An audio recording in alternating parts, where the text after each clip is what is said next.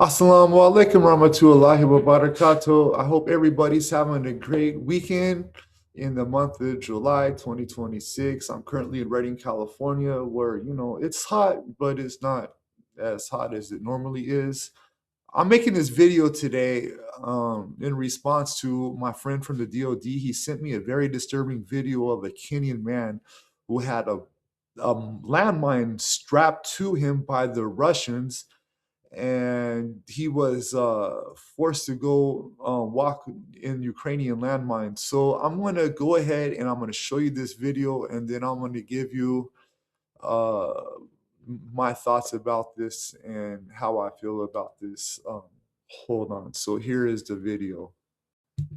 Короче, вот такие товарищи у нас прибыли. Вот. What is your name? Francis. Сосать, блядь, уголек ты нахуй. Открывашка ты сегодня. Сейчас побежит, по лесу будет скакать. Вот. Чё ты очкуешь? Очкуй. Давай, пшел. Шо сказал? No. Давай, иди. Иди, сказал. Here is Sure. the No. video. This is a very disturbing video, and 35 seconds is more than enough to know that I was right to support Ukraine and not the Russian people.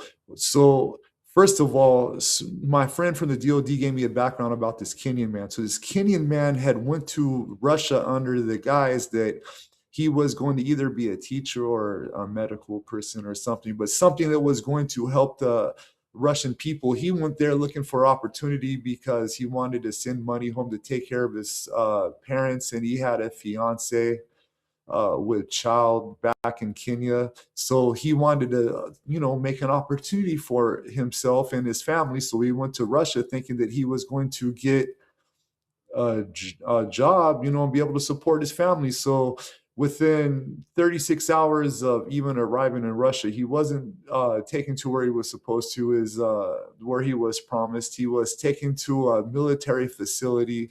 They strapped the goddamn landmine on him and told him he needs to walk out into the Ukrainian minefields and basically be human cannon fodder for the Russians. And so, like, they told him if he didn't die from the landmines, then the Ukrainians, when they see him, they're going to kill him. So, first of all, any Ukrainians that might be watching this video, if you see a African, a Kenyan, or anyone from sub-Saharan Africa with a landmine strapped to them, don't kill them. Try to help them. I know you guys are good people, and you should know what the Russians are doing. Second of all, when I was in Kenya, I had heard about 1 or 2 thousand Kenyans that went to Russia under the guise of getting a job, and then the Russians were forcing them to fight against the war against the Ukrainians. Hey, what's up, Russia? You guys are too weak that you can't fight your battles yourself, so you gotta send young African men to fight your battles for you. You guys are dying at a rate of as many as 46,000 casualties a month. The United States had maybe 61,000 casualties, 53,000 of them roughly being serious injuries, the others over 7,000 deaths in the entire time we were in Afghanistan and Iraq. So that kind of puts into perspective how many Russians are dying. The North Koreans went to Ukraine to help the Russians. They ended up in body bags too. Russia has already been trying to force Russians into military service. They're losing men at a high rate, so that's going to leave a lot of beautiful young Russian women that people around the world are going to love to get married to, because your men are dying off while your women are staying home. They're going to end up wanting to get married anyways. And believe me, I've been in places like Tunisia where the Tunisian men absolutely just love the Russian women, and I'm sure that they're going to have no problem with keeping Russian women warm at night. You know what I'm trying to say? You guys are killing off your population. Now you're trying to have other people, namely like the Africans, come in and fight your wars while you're lying to them. And to treat Africans as less than human and like cannon fodder is just crazy. These people are humans just like everybody else. I spent 6 months in Kenya. Even I made really good friends, and I even got a Kikuyu name.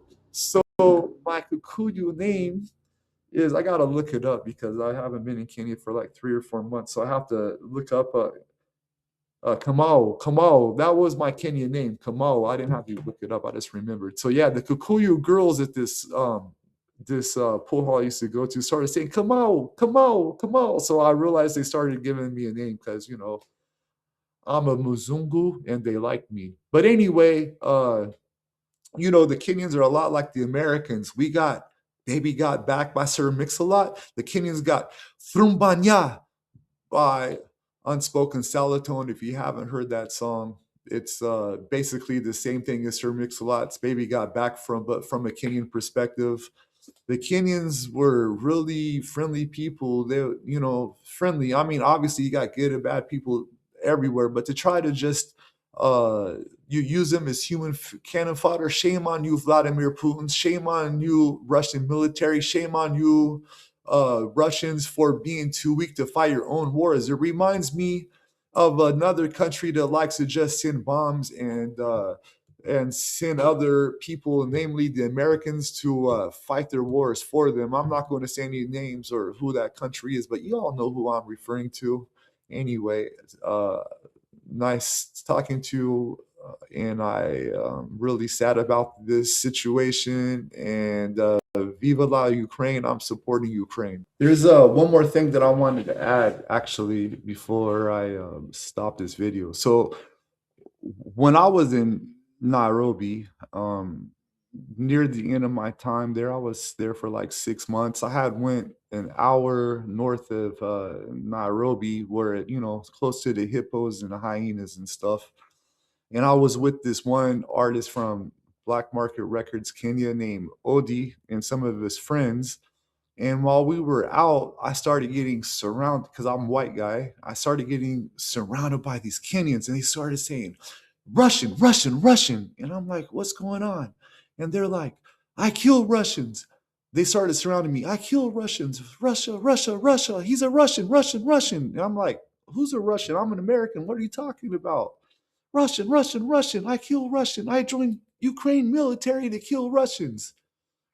And okay, yeah, kill a commie for your mommy. What are you talking about? So they're telling me about, first of all, about how the Russians have been using Kenyans to fight in their war for them, because they're too much of cowards to fight for themselves, or they're just losing too many people.